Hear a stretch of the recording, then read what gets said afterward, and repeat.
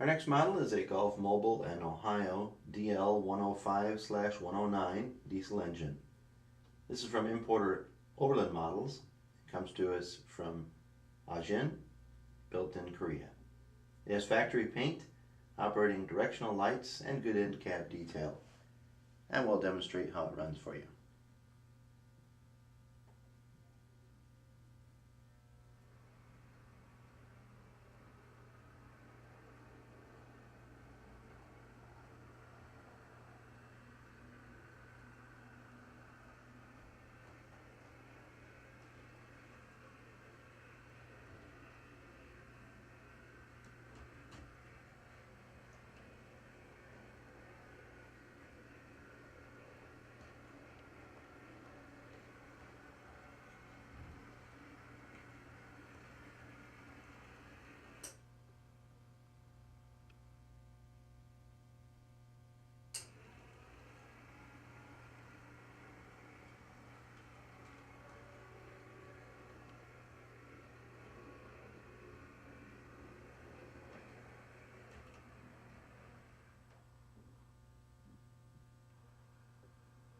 And we hope you'll add this fine piece from Ajin to your collection.